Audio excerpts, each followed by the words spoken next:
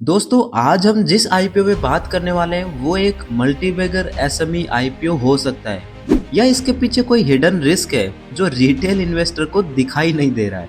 आज हम डिकोड करेंगे इंडो एसएमई आईपीओ का पूरा सच विद डेटा एंड बिना किसी हाइप के। जय हिंद दोस्तों, स्वागत है आपका फौजी फाइनेंस पे। इंडो एसएमई लिमिटेड एक ऐसी कंपनी है जो इलेक्ट्रिकल, इंडस्ट्रियल और इंफ्रास्ट्रक्चरल एप्लीकेशन के लिए diversified range of products design और मैन्युफैक्चर करती है। कंपनी का main focus innovative design, strong manufacturing और रिलायबल क्वालिटी पे है, जिससे वो पावर और इलेक्ट्रिकल इंडस्ट्री की ग्रोइंग नीड्स को एफिशिएंटली फुलफिल कर सके। कंपनी एनर्जी मीटर्स के enclosure boxes, high tension current transformer, high tension potential transformer, low tension current transformer, distribution boxes और पैनल मैन्युफैक्चरिंग करती है। इसी के साथ साथ Indo SME limited fibre glass reinforced plastic, जिसे बोलते हैं FRP, grating junction boxes, feeder pillars और वेरियस पावर डिस्ट्रीब्यूशन और सर्किट प्रोटेक्शन स्विच गियर भी बनाती है। इसका मतलब ये कंपनी बनाती तो बहुत कुछ है। करंटली कंपनी 4 मैन्युफैक्चरिंग फैसिलिटी के थ्रू ऑपरेट कर रही है, जो गुजरात, महाराष्ट्र और राजस्थान में लोकेटेड है। अहमदाबाद वाली मैन्युफैक्चरिंग यूनिट स्पेशली एसएमसी और एफआरपी, जिसका मतलब मैंने पहले बताया था, fibre glass reinforced plastic products के मैन्युफैक्चरिंग के लिए नॉन है।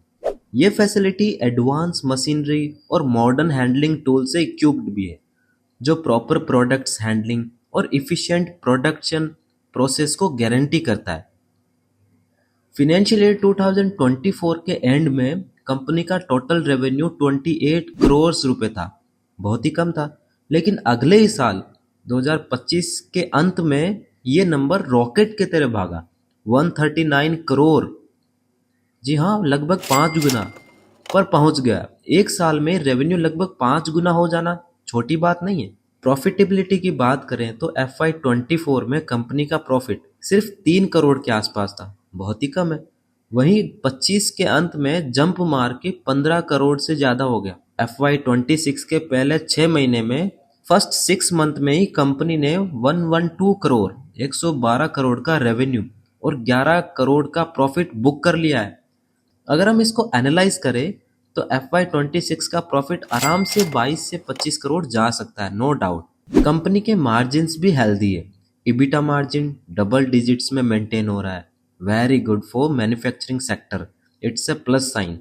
डेट की बात करें तो कंपनी पे कर्जा जरूर है, लेकिन बढ़ते हुए प्रॉफिट और कैश फ्लो को देखते हुए यह मैनेजेबल लग रहा है, खासकर जब आईपीओ का पैसा डेट कम करने और एक्सपेंसेस में यूज होगा। कंपनी का पी रेशियो लगभग 20 से 25 के बीच में आता है। अगर हम FY26 की प्रोजेक्टेड अर्निंग को देखें तो वैल्यूएशन और भी अट्रैक्टिव, शायद 15 से 18 के पीई पर आ जाती है। ये आईपीओ खुल रहा है 13 जनवरी को और क्लोज होगा 15 जनवरी को। इसका प्राइस बैंड रखा गया है 141 टू 149 रुपीज पर शेयर। क्योंकि ये एक एसएमई आईपीओ है तो मेन बोर्ड आईपीओ की तरह यहाँ आप 14 से 15 हजार रुपए में एंट्री नहीं ले सकते मेरे भाई। यहाँ खेल थोड़ा सा बड़ा है। एक लॉट का साइज पूरे 1000 शेयर्स है। इसका मतलब रिटेल कैटेगरी में अप्लाई करने के लिए आपको कम से कम 2,98,000, जी हाँ, 2,98,000 रुपए का इन्वेस्टमेंट करना पड़ेगा। पैसे तो बहुत देने पड़ेंगे, लेकिन हो सकता है भाई लिस्टिंग के दिन आपको डबल करके दे दे, इजंट इट।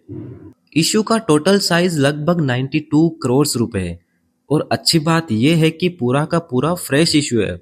मतलब प्रमोटर्स अपना माल बेच के कहीं भाग नहीं रहे, बल्कि ये सारा पैसा कंपनी के अंदर ही जाएगा, मशीन्स खरीदने के लिए, बिजनेस को बढ़ाने के लिए।